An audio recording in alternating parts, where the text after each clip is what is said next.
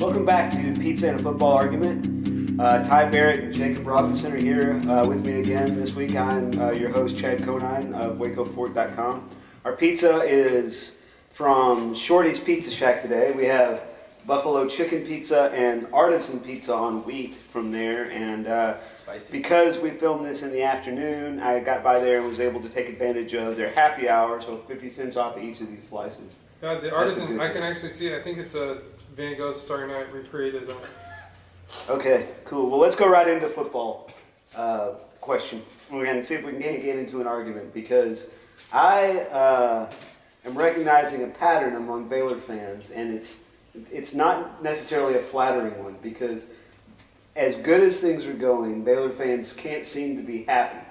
Yeah. And I think, and I never would have dreamed this scenario was possible, but let me ask you guys this question. If Baylor wins its last 4 games of the season, this season, and they don't get to play in the national championship game, will you be disappointed? You want to answer this? You go first. Okay. I'll say on one hand, yes. I think I would be disappointed, but that also depends on what Alabama looks like and what Florida State looks like. Oregon will not be there. But if Florida State wins out, and if Alabama wins out, it's like I can be disappointed, but I have no stance. It's like I can be really frustrated. I'll be TCU from what was it, 2 years ago, and I can be mad. I can be frustrated, but I can also say the reality of it is there were 3 teams that were undefeated.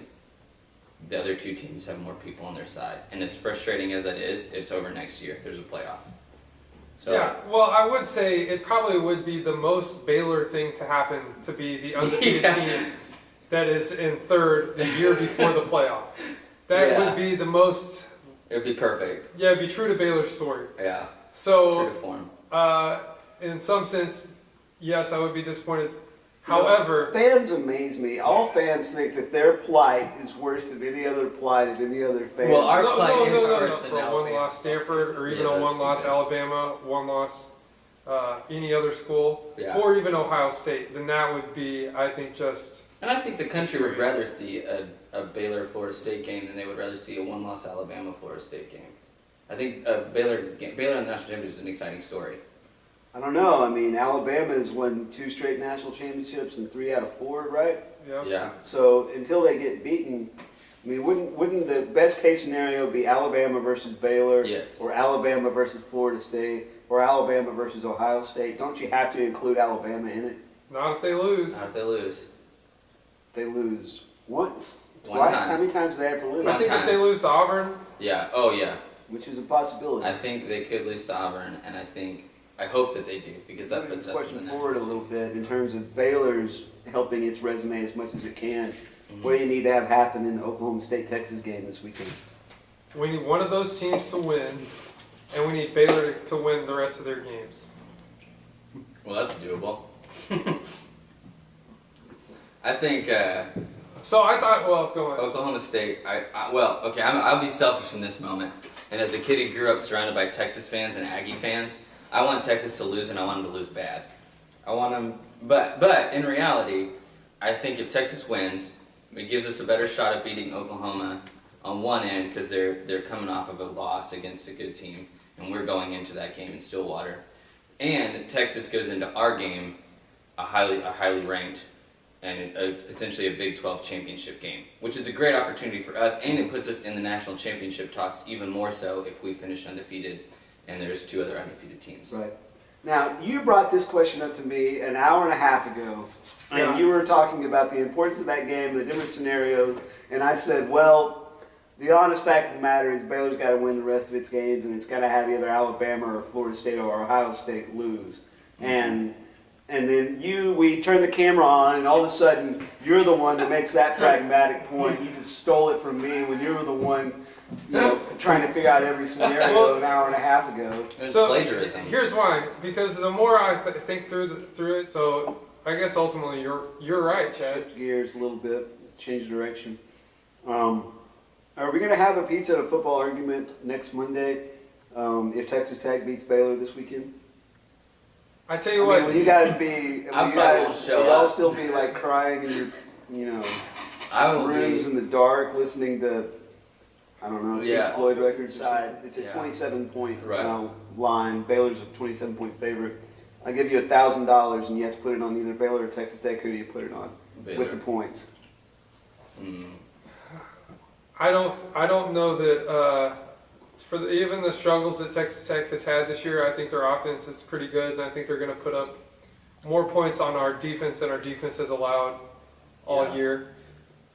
So for that reason, I'm going to say I think Baylor wins comfortably, but I don't think we cover the spread, especially if we're up later in the fourth quarter. Bryles has the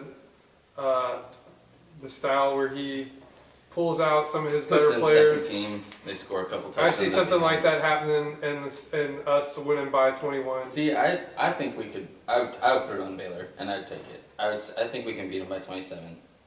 That's just me being bold, because I was made a fool last week when I said the Oklahoma game would be a 10-point game, and we blew them out of the water. So it's maybe me covering my butt, but I think the way Tech is starting to reel, and they're starting to realize they're making mistakes that are important mistakes they can't make, Baylor's going to capitalize on it. The defense is a lot more stout than people are giving credit for, and I think they're going to keep them at more than 27. But let's be honest, Texas Tech has nothing to lose, Yeah, but maybe they got nothing to win either. Well, they definitely have something to win. I mean, they can save their season. Save season, Yeah. become bowls, we'll make it to And they've decent got, bowl. I mean, they've got kids playing quarterback that, Yeah.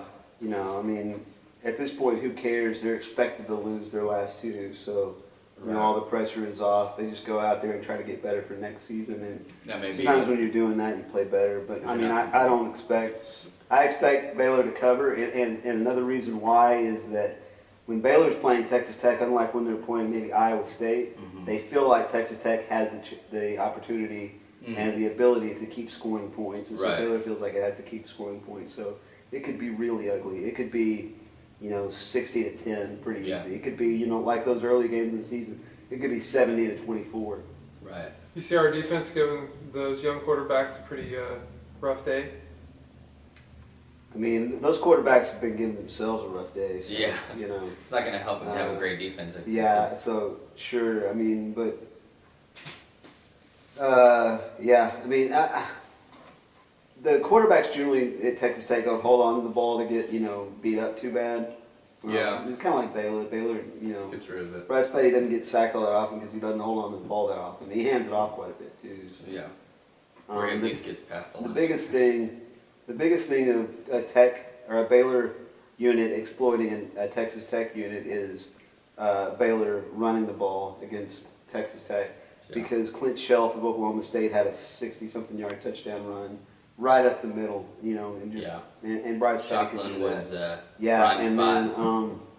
And then against Kansas State, both their quarterbacks had long runs in that game. Well, so I think Bryce don't Petty count is on one of that. the sharpest Oh yeah. and best leaders in college football. And Mm-hmm. I tell you this, you guys, I basically decided in the last couple of days, and I'm probably going to book a ticket to New York for December 14th. You think he's gone? I think he'll be there, and it sure would he'll be be fun to be around and cover that thing. I think he'll be there. Plus, I got a couple of friends I could go see while I was up there. And, yeah. Well, hopefully he's there, and hopefully I'll be seeing him in California when I'm out that way. Pasadena. That's right. See him Okay, well, that is all for Pizza and a Football Argument for this week. We will be back, I guess, whether or not Baylor beats Texas Tech or Texas Tech beats Baylor, you can count on us to be here next Monday. Have a good week.